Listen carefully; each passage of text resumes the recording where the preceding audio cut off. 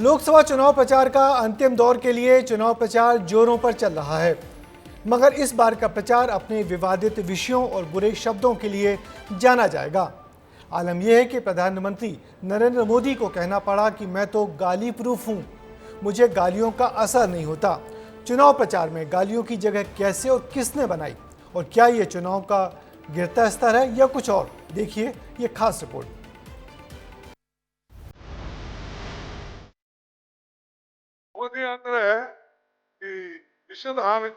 नरेंद्र मोदी के मूड पर यह आदमी चाहिए। राजनीति में किसी ने की है तो मोदी जी। तो पिछले 24 साल से गालियां खा करके गाली प्रूफ हो गए।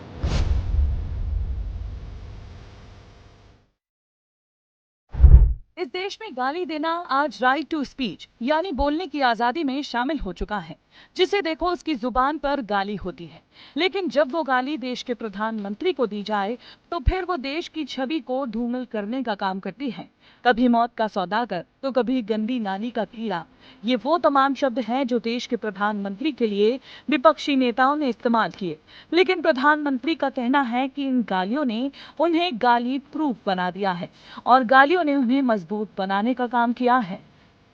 जहां तक मोदी का सवाल है, मैं तो पिछले 24 साल से गालियां खा करके गाली प्रूफ हो गया हूं। मौत का सौदागर किसने कहा था? गंदी नाली का कीड़ा किसने कहा था? और मेरे यहाँ तो पार्लियामेंट में एक दिन हमारे एक साथी ने हिसाब लगाया था, 101 गालियां गिनाई थी। तो चुनाव या चुनाव न हो, ये लोग मानते हैं कि गालियां देने का हक उनका ही है, और वे हताश निराश इतने हो चुके हैं कि गालियां देना, अपशब्द बोलना, ये उनके शायद जहन में है, उनके स्वभाव में हो गया है। तो आइए आपको बताते हैं कि कौन कौन से नेताओं ने प्रधानमंत्री को कब और कहां गाली देने का काम किया। गाली नंबर 1, मल्लिकार्जुन खड़गे ने प्रधानमंत्री नरेंद्र मोदी को एक जहरीले सांप की तरह बताया था और कहा था कि जो चखेगा वो मर जाएगा। मोदी अंदरे विषद हाविद्दंगे ನೀವಂದ್ರೆ ಇದು ವಿಷಯ ಅದ ಇಲ್ಲ ನೋಡೋಣ, ಸ್ವಲ್ಪ ನೆಕ್ ನೋಡೋಣ, ನೆಕ್ಕಕ್ಕೆ ಹೋಗಿರಿ, ನೆಕ್ಕರು ಸತ್ತ। गाली नंबर 2, यूथ कांग्रेस के राष्ट्रीय अध्यक्ष श्रीनिवास बीवी ने गांधी परिवार के प्रति अपनी वफादारी साबित करने के लिए पीएम मोदी की तुलना हिटलर से करते हुए ये विवादित पोस्ट किया था। गाली नंबर 3, कांग्रेस के प्रवक्ता पवन खेड़ा ने अदानी स्टॉक मामले पर प्रधानमंत्री के पिता को लेकर आपत्तिजनक टिप्पणी की थी। जब नरसिम्हा राव जी जेपीसी बना सकते थे, जब अटल बिहारी वाजपेयी जी जेपीसी बैठा सकते थे, तो नरेंद्र दामोदर दास मोदी को क्या प्रॉब्लम है? गौतम दास है दामोदर दास, सॉरी, नाम भले दामोदर दास है, काम गौतम दास का करते। That's true. गाली नंबर 4, गुजरात विधानसभा चुनाव के दौरान खड़गे ने पीएम मोदी की तुलना रावण से की थी। एमएलए इलेक्शन में तुम्हारी सूरत देखना, एमपी इलेक्शन में भी तुम्हारी सूरत देखना, हर जगह कितने भाई, क्या आपके रावण के जैसा 100 मुख है क्या है? गाली नंबर 5, दिग्विजय सिंह ने एक प्रेस कॉन्फ्रेंस को संबोधित करते हुए प्रधानमंत्री नरेंद्र मोदी के लिए रावण शब्द का इस्तेमाल किया था। गुजरात का उद्योग व्यवसाय था ही नहीं। नरेंद्र मोदी जी, ये अहम और अहंकार रावण का भी नहीं रहा, आपका भी नहीं रहेगा। गाली नंबर 6, राहुल गांधी की करीबी कांग्रेस नेता अलका लांबा ने पीएम मोदी के प्रति आपत्तिजनक शब्दों का इस्तेमाल करते हुए उन्हें नालायक बताया था। प्रधानमंत्री उस पुत्र की तरह है, उस माँ के उस बेटे की तरह जो नालायक है, निकम्मा है, जिसे अपनी मेहनत कमाई से देश में कुछ बनाना तो नहीं आ रहा, लेकिन एक एक उस माँ की संपत्ति जो आजादी से बेड़ियों से निकलकर पैरों पे खड़ा किया, जो एसेट बनाए हैं, उन्हें बेच बेच के इस देश को कंगाल कर रहा। गाली नंबर 7, महाराष्ट्र के नागपुर में आयोजित एक विरोध प्रदर्शन के दौरान कांग्रेस की नागपुर इकाई के पूर्व अध्यक्ष शेख हुसैन ने प्रधानमंत्री मोदी को गाली दी थी।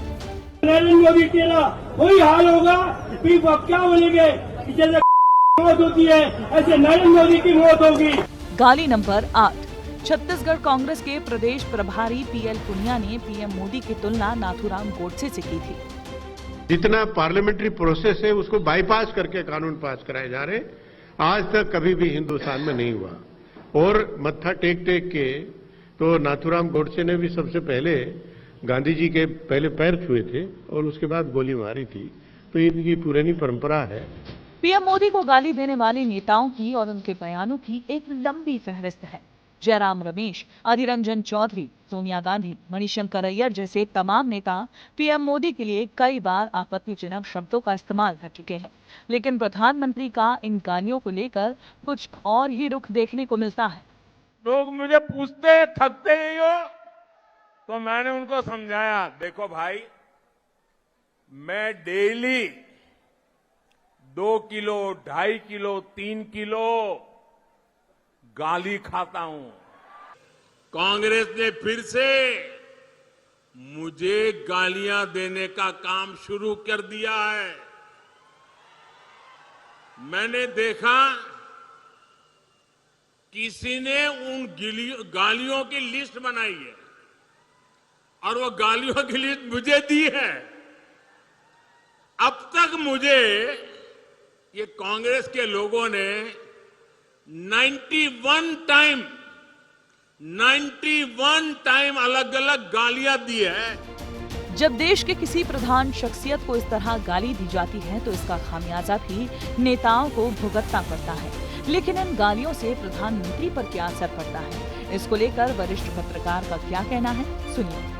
यह चुनाव भी कुल मिला के मुद्दों का ही चुनाव है, लेकिन मुद्दों से ध्यान भटकाने के लिए जो लोग कमज़ोर होते हैं या जिन लोगों को लगता है कि हम अगर किसी खास सरकार के किसी कार्य पर फोकस करेंगे तो उस पर हमें कुछ हासिल नहीं होगा, तो वो अपने तरह से मुद्दे गढ़ जाते हैं, कुछ शब्द गढ़ते हैं ताकि चर्चा का केंद्र बदले। और कुछ भाजपा की तरफ से हो रहा है, कुछ विपक्ष की तरफ से हो रहा है। मैं इसमें किसी को भी बहुत पाक साफ नहीं मान रहा हूँ। प्रधानमंत्री अगर ये कह रहे हैं तो एक पद की गरिमा है, और विपक्ष के भी किसी नेता को उन पर निजी अटैक करना, नाली का कीड़ा कहना, इस तरह के शब्दों से बचना चाहिए। राजनीति में आरोप प्रत्यारोप तो बहुत आम बात है, लेकिन इस तरह बयानों में गालियों का चलन बढ़ना राष्ट्रीय स्तर पर चिंता का विषय बन जाता है। ब्यूरो रिपोर्ट, विस्तार न्यूज़।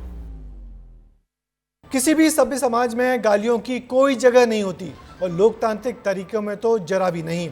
वैसे इन गालियों को विपक्ष की हताशा कहकर किनारे नहीं किया जा सकता। दरअसल ये मोदी की राजनीति का परंपरागत तरीका भी है, जिसमें विपक्ष की हर गाली को फूल बनाकर पहना जाता है और जनता की सहानुभूति बटोरी जाती है।